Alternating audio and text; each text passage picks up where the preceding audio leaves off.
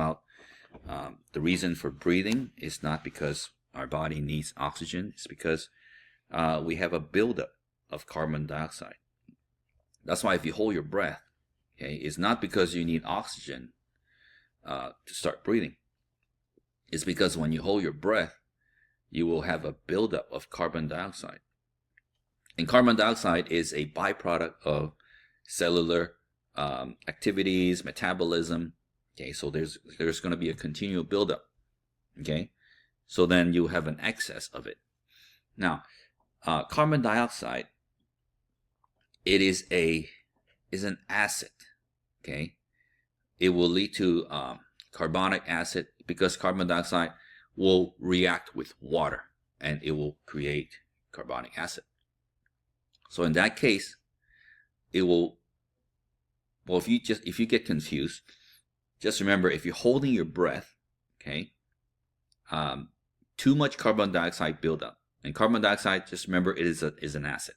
Okay, it will lead to acid. So whenever there's an acid buildup, there's a decrease of your pH.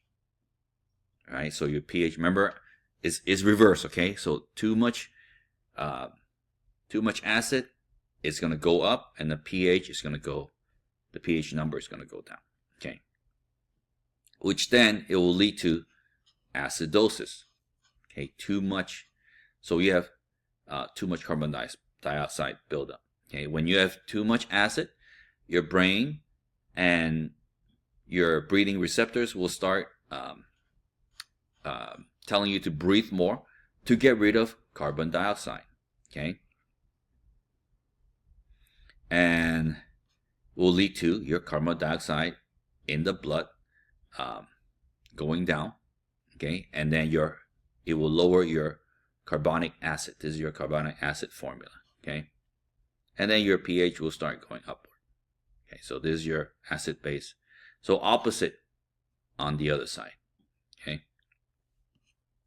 respiratory in the center in the brainstem helps regulate pH. Also, we have receptors that can tell what is your acid and your base level. Hypercapnia, reduced breathing.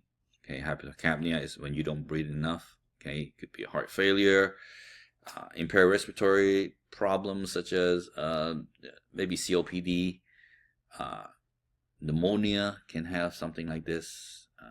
So you end up when you don't breathe enough. Okay, you have a buildup, and then you have something called acidosis. Okay, of course the opposite is alkalosis. Okay, this you also need to remember. Okay, opposite, alkalosis. So that was the respiratory portion of it. Now there's a metabolic portion that will help with your acid-base balance. I think I accidentally pressed the pause button. But so there's a respiratory acidosis and respiratory alkalosis. There's also a metabolic acidosis and a metabolic alkalosis that we're going to look into.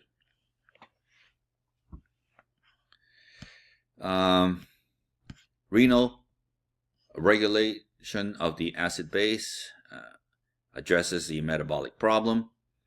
It takes longer to adjust. Okay, it's right in the body, getting rid of the body acid or base.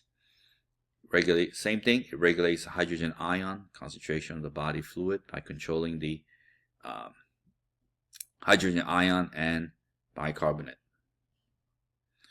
So you remember we saw this when we did the blood acid-base balance. Okay.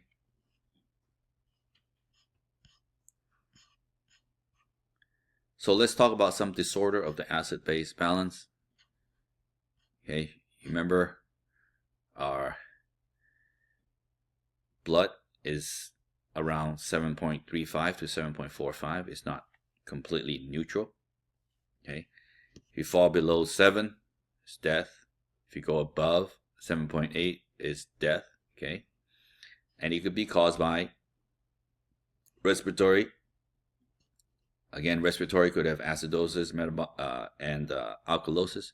Metabolic will also have acidosis and alkalosis. Okay, here are some of the symptoms of the acidosis, some of the symptoms of the alkalosis, and you can look through all of them. But now we're going to look at metabolic acidosis first. Okay, metabolic acidosis is, so remember this is in red. Okay, primary is a bicarbonate deficiency, so it's not enough bicarbonate. Blood pH of 7.40 bicarbonate to carbonic acid is 20:1 ratio. Most common cause is the presence of organic acids or excessive ketones in the body. Some of the organic acids, including lactic acid, acetic acid, for example, vinegar, folic acid, and formic acid. Formic acid comes from ant bite and bee stings. They have formic acid. That's why it hurts. Let's see what we have here. Uremia is retaining urea and uric acid due to kidney disease. So the metabolic acidosis, it is not enough bicarbonate in your body to balance the acid. Okay. Alkalosis is when you have too much bicarbonate in your body. Okay. Following gastric drainage, prolonged vomiting, okay, loss of stomach content can happen with too many antacid. Okay, again, antacid is to, when you have indigestion, then you think, oh, your stomach is too acidic, and you take some more basic things, and then now you have an excessive bicarbonate. Okay. Potassium depletion, Cushing disease, too much aldosterone, diuretic, laxative. Less potassium means that hydrogen ion is exchanged with sodium in the renal tubules.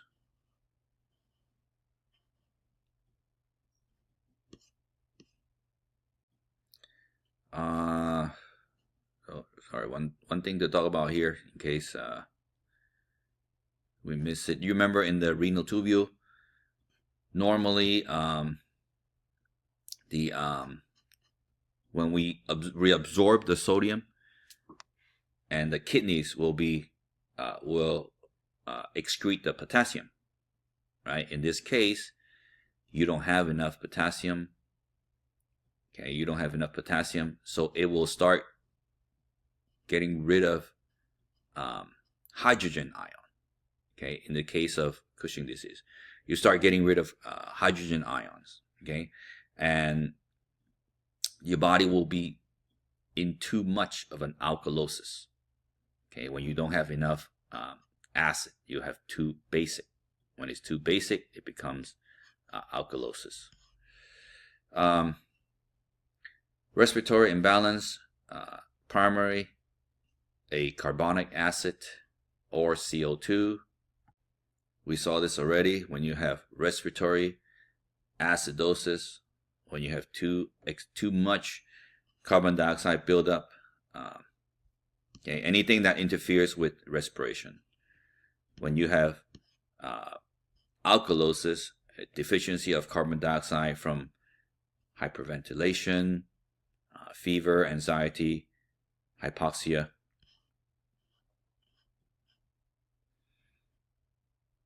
So when you have all these things, when you have acidosis, you have to specify whether it's respiratory or metabolic. So if you have excessive respiratory acidosis, so now we're gonna talk about the respiratory portion first. Then we will have to compensate. So when you have respiratory acidosis, when you don't have enough breathing, okay. So how do you compensate for that? Okay.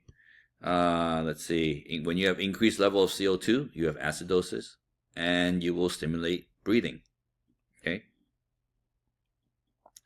When you have decreased level of CO2, when you're breathing out too much, okay, then you become alkalosis. Okay, that's why when in the case of hyperventilation, they would breathe into a bag, okay, to prevent loss of carbon dioxide. Now, in the case of metabolic compensation,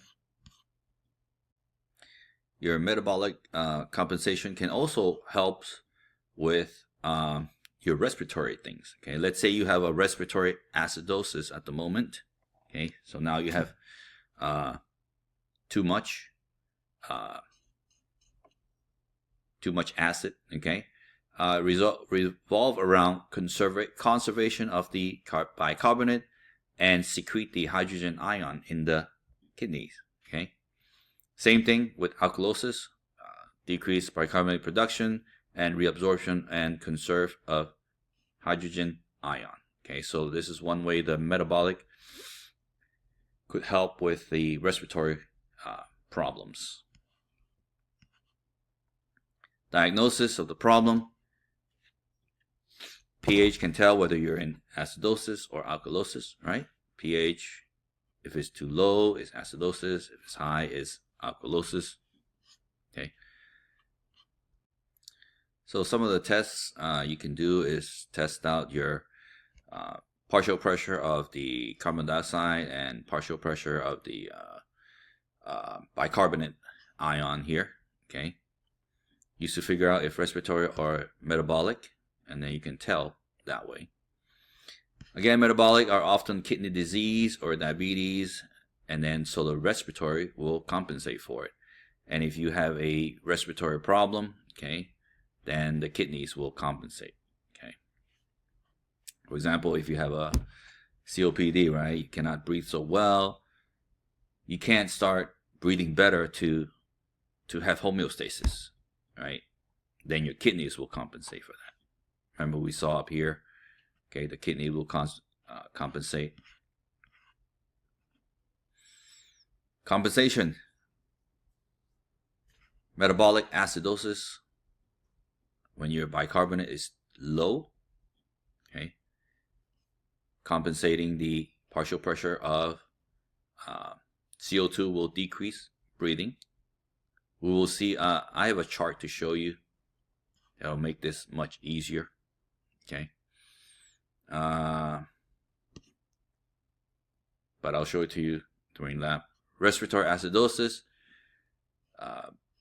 partial pressure of CO2 is too high. When compensating, the bicarbonate will increase and then get rid of the increased absorption of the base and getting rid of the hydrogen ion. Okay. Metabolic alkalosis. Okay. Your bicarbonate is too high. Compensation of the partial pressure of CO2, and then you will start breathing more to get rid of carbon dioxide. And same thing here with the alkalosis. Okay. All right, that's enough for the fluid-base balance, and I'll see you in lab.